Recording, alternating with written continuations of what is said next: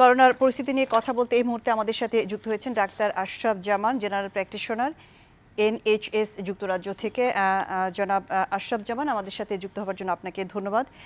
যদি প্রথমে যুক্তরাজ্যের পরিস্থিতি জানতে চাই, আজকে পর্যন্ত যুক্তরাজ্যের মৃত্যুর সংখ্যা কিন্তু 47,000-এর কাছাকাছি এবং আক্রান্ত 3,90,000। গতকাল যুক্তরাজ্যের প্রেস্টন শহর সম্পূর্ণভাবে লকডাউন করা হয়েছে এবং যুক্তরাজ্যের এখন করোনা পরিস্থিতি কেমন, কিভাবে নিয়ন্ত্রণ করা হচ্ছে এবং কিছু কিছু রিজিয়ন ছাড়া যতটুকু জানি যে সমস্ত রিজিয়নে কিন্তু শীতলতা বিরাজ করছে। তো পরবর্তী পরিস্থিতি মোকাবেলায় বা পরবর্তী সেকেন্ড ওয়েভ মোকাবেলায় কী কী ধরনের প্রস্তুতি নেওয়া আছে আপনাদের পক্ষ থেকে? যুক্তরাজ্যে আমরা এখন যারা ডাক্তার বা যারা পলিসি মেকার তারা চিন্তা করছি কিভাবে ব্যালেন্স করা যায় করোনা মোকাবেলায় এবং অর্থনীতির উন্মুক্তকরণ। এই দুটোর একটা বিরাট ব্যালেন্স, একটা বিরাট কোয়েশ্চেন, বিরাট ডিলেমা। আপনি যেটা বললেন একদম সঠিক কথা বললেন। এখন অনেক জায়গায় শিথিল করার চেষ্টা করা হচ্ছে অন দ্য বেসিস যে যারা সাধারণ মানুষ তারা এখন করোনা হলে কিভাবে রেসপন্ড করতে হয় সেটা অনেক ভালোভাবে জানে, কি কি সিমটমে কিভাবে আইসোলেট করতে হয় তারা ভালোভাবে জানে এবং 95% লোক সেই রুলস এন্ড রেগুলেশনস তারা মেনটেন করছে, কিন্তু আনফরচুনেটলি 5% বা 5% লোক সেটা মেনটেন করছে না, যার ফলে আমরা কিছু কিছু জায়গাতে করোনা ভাইরাসের স্পাইক বা সেকেন্ড ওয়েভ দেখতে পাচ্ছি। যেমন আপনি একটু আগে বললেন যে প্রেস্টন শহরে আবার একটা second hike of corona virus দেখা গিয়েছে এবং কয়েকদিন আগে লেস্টার শহরে এই হাইকটা দেখা গিয়েছিল বলে একটা লোকালাইজড লকডাউন ইম্পোজ করা হয়েছিল। আপনারা হয়তো জানেন যে স্কটল্যান্ডের অ্যাবারডিন শহরেও এই লকডাউন ইম্পোজ করা হয়েছে। শুধুমাত্র লোকালাইজ লকডাউন করে এটা কতটুকু নিয়ন্ত্রণ করা সম্ভব এটা আসলে সময়ের ব্যাপার।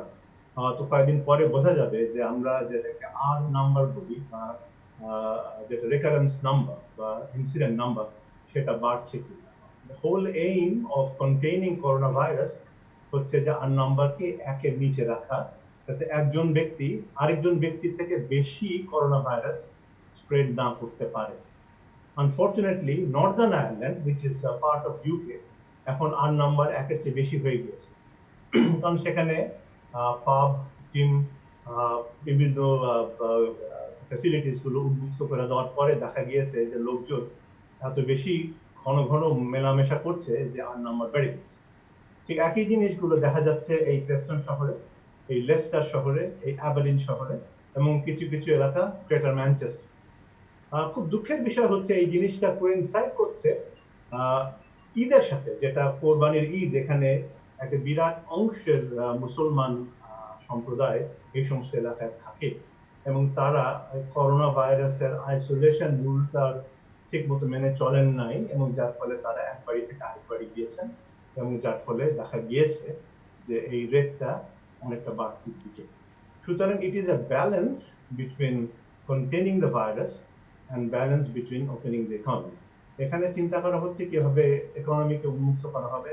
অন দ্য সেম টোকেন, যেহেতু spike of corona virus is rising, অনেকগুলো জায়গাতে এরকম লোকালাইজ ক্ল্যাম্প ডাউন, যেটা আমরা বলি ক্ল্যাম্প ডাউন বা আইসোলেশন বা রেস্ট্রিকশন। ডাক্তার আশরাফ জামান, যদি আপনাদের ভূমিকার কথা বলি, এরকম পরিস্থিতি আপনি আপনার লাইফে হয়তো কখনোই দেখেন নাই। তো এই 5-6 মাসে করোনার সংকটকালে একজন ডাক্তার হিসাবে আপনাদের কেমন কেটেছে, আপনার কেমন কেটেছে এবং এর সংকটে চিকিৎসকদের ভূমিকাটা কেমন ছিল, এখন পর্যন্ত কেমন আছে এবং বিশেষ করে যারা জিপি প্র্যাকটিশনার আছে তাদের ভূমিকাটা আসলে এই করোনার সংকটকালে কেমন ছিল? জিপি আমাদের এনএইচএস এর একটা ব্যাকবোন, আমরা বলি মেরুদণ্ড।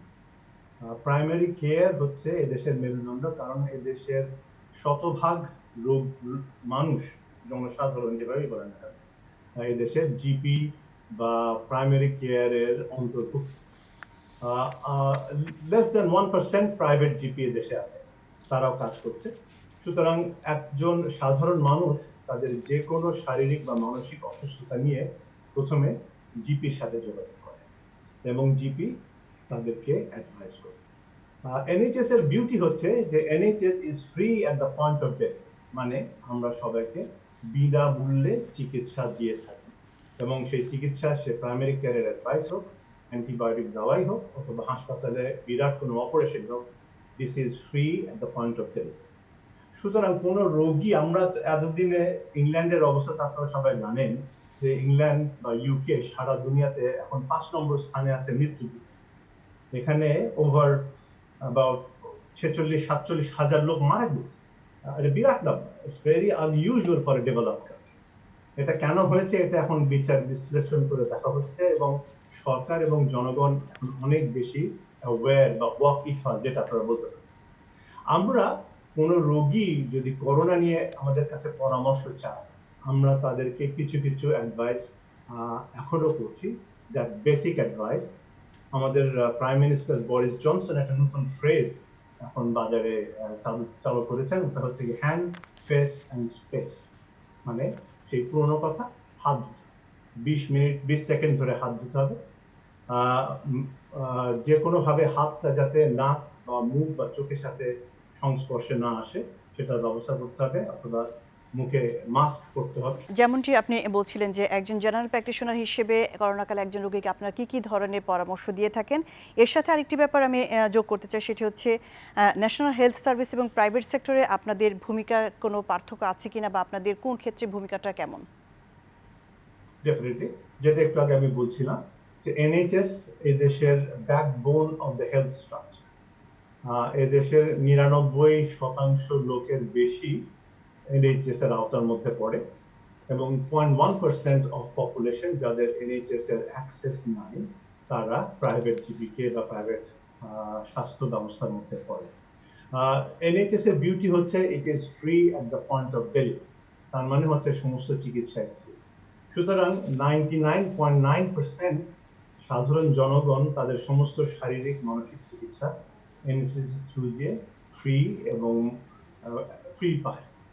এটার একটা অ্যাডভান্টেজ হচ্ছে যে আমাদের সমস্ত রোগীর দেখভাল করার ক্ষমতা আমাদের আছে, তাদের সমস্ত অসুখ বিসুখের খতিয়ান আমাদের কাছে আছে, এবং যে কোনো হাসপাতালে তারা যদি ভর্তি হয়, তাদের যে ফিডব্যাক, হাসপাতালে একটা অপারেশন হলো কিংবা তাকে কোনো কারণে ভর্তি করা হলো, সেই ইনফরমেশনটা সেই হাসপাতাল একজন জেনারেল প্র্যাকটিশনারের কাছে বা তার প্র্যাকটিসের কাছে ফেরত পাঠিয়ে দেয়। সুতরাং এখানে একটা ইনফরমেশনের একটা বিরাট ব্রিজ তৈরি হয়েছে, যেখানে একজন জিপি প্র্যাকটিস বা জিপি প্র্যাকটিশনার একজন লোকের সমস্ত শারীরিক এবং মানসিক তথ্যগুলো তাদের কাছে কম্পিউটারাইজড হয়ে আছে। এই সিস্টেমটা তৈরি করতে কিন্তু এদেশে 72 বছর লেগে গেছে, এনএইচএস এর বয়স আজকে 72 বছর। এই সিস্টেমটা তৈরি করতে, এই information gathering, information assimilation and processing, এটা একটা বিরাট ব্যাপার। এটার জন্য আসলে অনেক ইনভেস্টমেন্ট দরকার, এবং এটা দুই তরফ থেকে সম্ভব হয়েছে। রোগীরা ডাক্তারদেরকে বিশ্বাস করে as a primary care keeper, তারা এনএইচএস এর জিপিদেরকে সেভাবে মনে করে, এবং সেকেন্ডারি কেয়ার বা যারা হাসপাতালে চাকরি করে বা কাজ করে বা ডাক্তাররা যাদের রোগীদেরকে চিকিৎসা করে, তারা সমস্ত ইনফরমেশন গুলো জিপিদের কাছেই ফেরত পাঠিয়ে দেয়। এটা হচ্ছে difference between NHS and private health care. আরেকটি ব্যাপারে জানতে চাচ্ছি যে 90 মিনিট কোভিড ডিএনএ টেস্ট, যেটি হচ্ছে 90 মিনিটের মধ্যে কি করোনা আক্রান্ত কিনা সেটি শনাক্ত করা যাবে, এবং যেমনটি আপনার সাথে কথা হচ্ছিল বলছিলেন যে আগামী সপ্তাহ থেকে সেই পরীক্ষাটি করতে যাচ্ছেন আপনারা, সেটি নিয়ে যদি আমাদেরকে বিস্তারিত জানাতেন। This is a new kid on the town. আমরা এখনো এটা সম্বন্ধে পুরোপুরি জানি নাই। এটা আশা করা হচ্ছে সামনের সপ্তাহ থেকে রোল আউট করা হবে ইউকেতে। এই মেশিনটা অক্সফোর্ড ইউনিভার্সিটি থেকে তৈরি করা হয়েছে। এটার হোল আইডিয়া হচ্ছে এটা করোনা ভাইরাসের যে বিভিন্ন ডিএনএ আছে সেই ডিএনএ গুলোকে ডিটেক্ট করা এবং অ্যাম্পলিফাই করা। এটা কিছু সুবিধা আছে। 1 নম্বর সুবিধা হচ্ছে যে এটা নাক থেকে যে সোয়াবটা নেয়, আপনারা দেখেছেন যে নর্মাল আমরা আরটিপিসিআর এর যে সোয়াবটা নেই নাক থেকে, সেটা অনেকটা ইনভেসিভ, অনেক লোকজনের কাছে এটা একটু সংবেদনশীল, একটু তারা কষ্টের মধ্যে পড়ে যায়। But back of the throat থেকে যে সোয়াবটা নেওয়া হয় সেটাও একটু ইন্ট্রুসিভ বা তাদের কাছে একটু অসুবিধাজনক মনে হয়। কিন্তু এই নতুন কিট যেটা আছে সেটার মুখের মধ্যে যা স্যালাইভা বা আমাদের যে মুখের মধ্যে লালা তৈরি হয় সেখান থেকে নেওয়া সম্ভব, আর নাকের সামনের দিক থেকেই এই সোয়াবটা নেওয়া সম্ভব, এবং সেটা একটা ছোট্ট হাতের মেশিন, একটা হ্যান্ড কার্ট্রিজ বলে একটা জিনিসের মধ্যে এটা ঢুকিয়ে দিয়ে 90 মিনিটের মধ্যে আমরা আশা করছি যে এর পজিটিভ ডিএনএ ফর কোভিড টা আইসোলেট করতে পারবে। এখন এটা রোল আউট করা হয়নি, কিন্তু এখানকার বিজ্ঞানীরা বিশ্বাস করছেন এটার sensitivity will be as good as RT-PCR test. বাংলাদেশের প্রেক্ষাপটে জিপি প্র্যাকটিস কিভাবে সম্ভব, সেক্ষেত্রে আপনাদের পরামর্শ কি কি, এবং বাংলাদেশ বা আমরা জিপি প্র্যাকটিসের ক্ষেত্রে আদৌ প্রস্তুত আছি কিনা? জিপি প্র্যাকটিস যেটা আমি বলতে চাচ্ছিলাম, এই দেশে তৈরি হয়েছে 72 বছর আগে। এটা ডাউন আপ সিস্টেম, মানে হচ্ছে যে রোগীরা প্রথমে জিপির কাছে আসে। আর বাংলাদেশের ফান্ডামেন্টাল ডিফারেন্স হচ্ছে এখানে প্রথমে রোগীরা স্পেশালিস্টের কাছে যায়। আর সেকেন্ড ডিফারেন্স হচ্ছে যে বাংলাদেশের সমস্ত ইনফরমেশন, বাংলাদেশের রোগীদের সমস্ত ইনফরমেশন গুলো কারো কাছে নাই। আর ইউকেতে এনএইচএস এর জিপিদের অ্যাডভান্টেজ হচ্ছে যে সমস্ত রোগীর সমস্ত ইনফরমেশন গুলো জিপিদের কাছে আছে। জিপিরা ডিসাইড করে কোথায় কোন রোগী কিভাবে সেকেন্ডারি কেয়ার বা স্পেশালিস্টের কাছে রেফার করে। কিন্তু বাংলাদেশের সমস্যা যেটা হচ্ছে সেটা হচ্ছে যে এই সমস্ত ইনফরমেশন স্ট্রাকচারটা বাংলাদেশে নাই। বাংলাদেশের কোনো রোগী একজন জিপি বা একজন ডাক্তারের কাছে যায় না, তারা বিভিন্ন ডাক্তারের কাছে যায়, এবং এই ইনফরমেশনটা শেয়ার করার মতন কোন রকম ফ্যাসিলিটিস এখনো পর্যন্ত বাংলাদেশে নাই। সুতরাং বাংলাদেশের জেনারেল প্র্যাকটিসের যে আইডিয়াল স্ট্রাকচার, একজন জিপি তার সমস্ত শারীরিক এবং মানসিক রোগের দেখভাল করবে, সে স্ট্রাকচারটা তৈরি করতে গেলে যে পরিমাণ ইনভেস্টমেন্ট করা দরকার, সেটার যদি একটা ব্যবস্থা হয় বা সরকারের যদি সেই রকম চিন্তা ভাবনা থাকে, তাহলে এটা ডেফিনেটলি ইমপ্লিমেন্ট করা সম্ভব। কিন্তু ইংল্যান্ডের মতো বা ইউকের মতো বিত্তবান দেশে এটা ইমপ্লিমেন্ট করতে 72 বছর লেগে গিয়েছে। সুতরাং এটা একটা বিরাট চিন্তার খোরাক। আরেকটি ব্যাপার আপনার কাছে জানতে চাচ্ছিলাম, রোগী কেন্দ্রিক চিকিৎসা যেটি আপনারা দাবি করছেন একমাত্র ইউকেতে সেটি আপনারা করে থাকেন, এই রোগী কেন্দ্রিক চিকিৎসা নিয়ে যদি আমাদের বিস্তারিত জানাতেন। রোগী কেন্দ্রিক চিকিৎসা হচ্ছে এদেশের main backbone of general practice. Doctor এবং রোগীর সম্পর্ক দুই রকম। এক সময় ছিল যে ডাক্তার হচ্ছে একজন পিতা বা মাতা বা একজন প্যারেন্ট, আর রোগী হচ্ছে একটা দুষ্টু বাচ্চা। তাদেরকে শিক্ষা দিতে হবে কিভাবে কি করলে কি করতে হবে, এগুলো দেওয়ার একটা ব্যাপার। আর রোগী কেন্দ্রিক চিকিৎসা হচ্ছে যে তাদেরকে বলে দেওয়া হচ্ছে যে তাদের সাথে রোগীদের সাথে ডাক্তাররা তাদের রোগীদের আইডিয়া, কনসার্ন এবং এক্সপেকটেশন, এই তিনটা শব্দ আমরা এখানে ইউজ করি। সেটা মানে হচ্ছে একজন রোগী যখন ডাক্তারের কাছে আসে, তার রোগ নিয়ে কি আইডিয়া আছে, তার কি ভয় আছে, তার কি এক্সপেকটেশন আছে, সেগুলো ডাক্তারের সাথে শেয়ার করতে পারে, এবং এই শেয়ারের উপর ভিত্তি করেই একটা ডাক্তার একটা রোগীর সম্পর্ক তৈরি হয়। এখানে ডাক্তার এবং রোগীর পিতামাতা এবং দুষ্টু বাচ্চার সম্পর্ক না, এখানে ডাক্তার এবং রোগীর সম্পর্ক হচ্ছে বন্ধুসুলভ। এখানে ডাক্তার এবং রোগী নিজেরা ডিসাইড করে যে অপশন গুলো কি কি, একটা চিকিৎসা তার কি কি সমস্যা হয়ে থাকতে পারে, এই সমস্ত সমস্যাগুলোর কি কি সমাধান হতে পারে। আরেকটি ছোট প্রশ্ন করতে চাচ্ছি যে এই রোগী কেন্দ্রিক চিকিৎসা পদ্ধতি বাংলাদেশে চালু করা সম্ভব কিনা বা জরুরি কিনা? জরুরি তো বটেই, সম্ভব কিনা সেটা একটা $1 মিলিয়ন কোয়েশ্চেন। কারণ সেই ইনফ্রাস্ট্রাকচার তৈরি করতে হবে, অনেক পয়সার ব্যাপার আছে এখানে। কারণ ইনফরমেশন গুলো এখানে জিপিদের কাছে যে সমস্ত রোগীদের সমস্ত ইনফরমেশন গুলো আছে, সেগুলো বাংলাদেশের কোনো ডাক্তারের কাছেই না। ইনফরমেশন গুলো সাধারণত রোগীদের কাছেই থাকে, এবং একজন রোগী বিভিন্ন ডাক্তারের কাছে, এবং তাদের কাছে বিভিন্ন ডাক্তারের ইনফরমেশন থাকে, অনেক সময় হ্যান্ড রিটেন ইনফরমেশন থাকে, সেগুলো আরেকজন ডাক্তার সেটাকে কিভাবে দেখছেন একান্ত তাদের ব্যক্তিগত ব্যাপার। কিন্তু আমাদের এখানকার সুবিধা হচ্ছে যে আমরা সমস্ত ইনফরমেশন গুলো অ্যাসিমিলেট করতে পারি।